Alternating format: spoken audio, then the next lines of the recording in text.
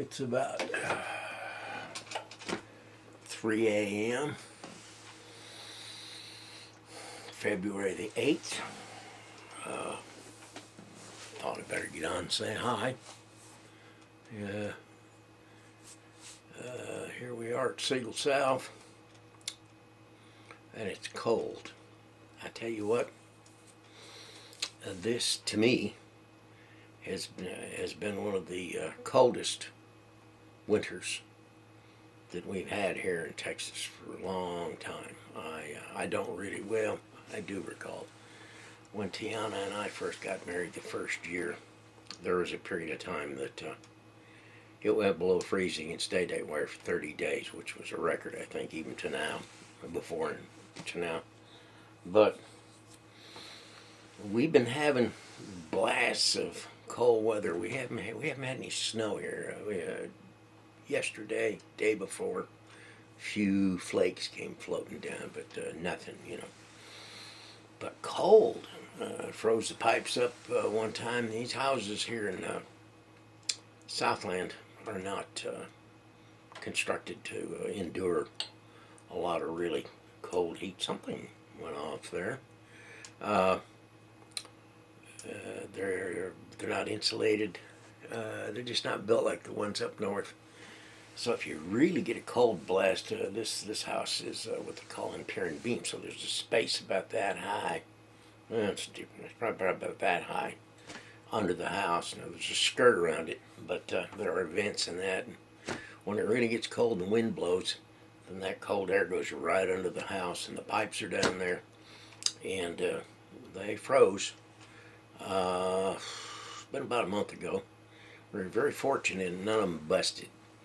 Of course, when water freezes, it expands, and a lot of times here in recent years, they put plastic pipes under houses, and that plastic just poof breaks.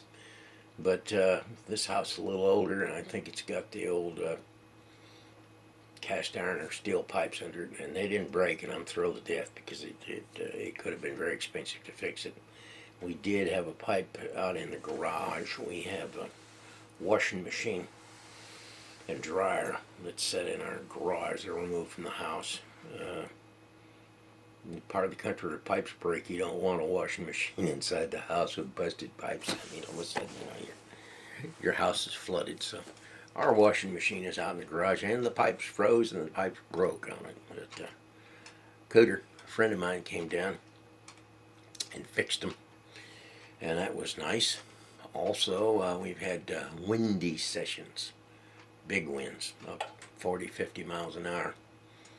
And for those of you that watch my tapes, you probably noticed this. It's my toys on the back. This is my radio station.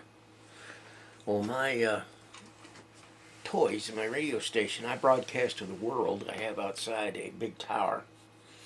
And once again, those of you that have watched my stuff over the years, I've showed pictures of the tower. I think the tower's 56 feet of tower. Then there's about 10, 12 feet of masting that goes up to the antenna. Antenna is about 35 feet long. So when the wind blows, there's a lot of torque on that sucker. And there's one little bolt. There's a rotor up there at the top of the tower, and there's a bolt that goes through the rotor and goes through the masting that holds everything. And the wind here, a month ago, got up around 50 for quite a while, and it was stout enough that it got a hold of that big antenna, and there was enough torque it sheared that bolt off. And my antenna was windmilling. It was just going round and round. And once again, my friend Brian Cooter, he came down last weekend. Yeah. Climbed tower, put a new bolt in there. Everything is back the way it should be. I'm once again directional. I can talk to the world, point my trusty toy in any direction I want it to go, and I can talk to the world. Been cold. Took my Kia over to Fix It Shop, and there wasn't anything really wrong with my Kia. Kia's been a good car. I know I've bragged on it, but sometimes you want to do a little preventive maintenance. I'm about to sneeze here, and kind of hedge against things going wrong. And of course, we go to Siegel North up at Randolph, New York, every year, and I would hate to be up there. Yeah, the Kia has what they call a timing belt. It's a rubber belt. It's like a big, really super strong rubber band goes around the front of the motor, and it keeps all the components in the motor in sync so they don't crash into each other and ruin the motor. Well, when you get up around 100,000 miles on any modern car, most modern four-cylinder cars have timing belts, this rubber band that I'm talking about.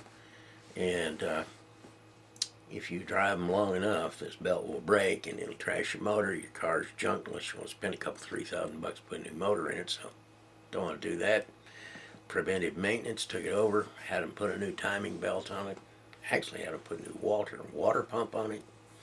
I probably wouldn't have done that except that that friendly mechanic that we're dealing with now said it wasn't a bad idea. 100,000 miles. At some point, things start deteriorating, and one of the things that evidently deteriorates faster than others is water pumps. So I have a new water pump, I have a timing belt. I'm trying to think, a new air conditioning belt. Anyway, should be fits a fiddlehead. We're ready to go to Siegel North, and it's February now, and mentally getting ready. I think we're going to go up a little early this year. I think probably sometime in June. We usually don't go to July and stay through October, but I think we're going to leave in June this year, and that'll be nice. I think we're going to try to talk my brother-in-law. He's a single guy that lives off Corsicana, Texas. Maybe to come here and house sit for the months that we're gone. He'll enjoy it. I mean, he's a, like I say, single guy. Got nothing to do. We're kind of ragging on him, so that'll put somebody in the house here for the months that we're gone. Anywho, haven't done this in a while. I've done a lot of. I've been researching economics, so to speak. I want to kind of dispel some of the bad vibes that some of the right-wingers have been putting on my president. But my problem is that my president has done some stuff, and I mean, I'm a Democrat, voted for Obama both times, but he has done, and I'm not sure is not doing, some things that I'm not nuts about. Right-wingers be damned. I mean, I have my own set of priorities as to how I think what's good for the country. And one of my biggest gripes is that unless I miss it somehow, he has gutted the space endeavor. He parked all the shuttles. He stopped the funding on an item called the Ares Heavy Lifter. He has more or less defunded NASA to the point where we as a country don't have the capability at the moment to put a man in space. And I think that's a shame. Chinese, Russians, if we want to go up to the International Space Station, we got to ride up with the Russians, providing they also give us a ride. My understanding is that our United States funding for the International Space Station is going to cease in 2020. I don't know how many people have sat back and reflected on how much our lifestyle has improved from in the late 50s, early 60s to today from the collateral effects of the space race. I mean, man, this camera that I'm looking at, Just there are so many things, pacemakers. I should have researched this a little better because yeah, I want to go through this long litany of advantages that we enjoy because we took the time to try to go to the moon. I mean, we should be trying to go to Mars. We think of all the jobs that would come into effect if we put the country on a track to try to put people on Mars. When Kennedy said that we choose to do what was it? We choose to do the things that are, what the heck am I? We choose to go to the moon and other things not because they're easy, but because they are hard. I think that's correct. And one of the things that happened because it was hard was that the economy just flourished. I mean, man, we were going gangbusters. And my man Obama is dismantling all, it seems like, with a purpose. I don't know. I don't understand why. Perhaps this Obamacare that's coming in, the health care thing that's coming in is so expensive that we can no longer afford a space race. Well, I think that's a shame. Of course, one of the reasons we can't afford it is because so many jobs have been outsourced out of this country to the Pacific Rim. And boy, I've got a great long litany of stuff here that I've been looking up about, particularly Ronald Reagan and George Jr. Bush and their effect on the American economy, outsourcing stuff to the Pacific Rim, and the detrimental effect that had on the tax structure of this country. It's one of the main reasons that our infrastructure and all the social programs and everything have gone in the tank is because we don't have the people working. The jobs are not here. A lot of them don't want to work because they're lazy. But the primary reason that we don't do it is because the jobs are just not here. Our industrial base has gone in the tank. The Chinese have taken over that part of they're the industrial base to the world. Anyway, I'm rambling. I do have a figure here that I looked up. During George Bush's time in office, George Jr., 49,000 factories went overseas. Can you even imagine? Not 49,000 jobs, 49,000 factories were shut down and taken to China, Malaysia, Singapore, Japan, I mean, everywhere. I can't even begin to think of how many jobs that would calculate out to. But 49,000, way to go, George. Let's see what we got here. Okay, that was more of what I just talked about. Oh yeah, Wounded Warriors.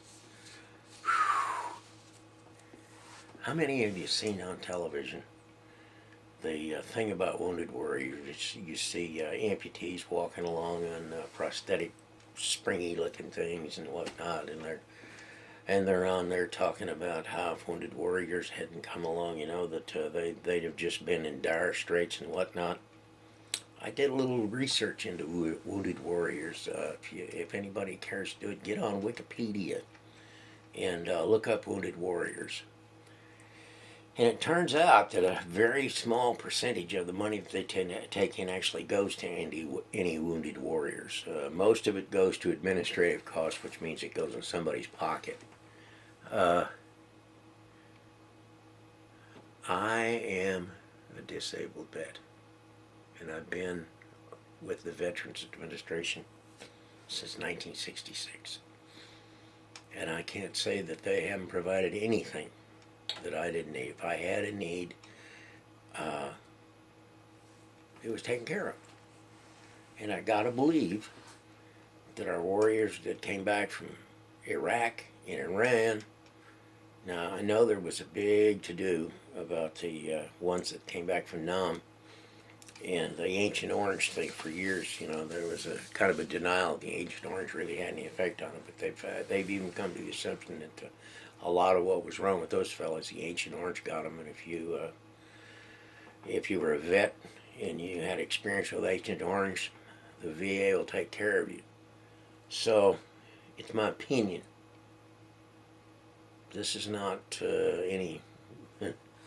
nothing for sure, but it's my opinion that these things you see on television, the Wounded Warriors, and I forget some of the other titles I put them, are just a scam to make money, because the American government does take care of its veterans.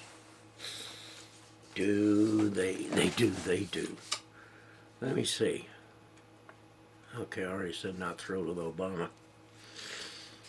Outsourcing Republicans. What do we got here? During the Bush administration, Republicans fought to keep and expand these kinds of loopholes. Let's see.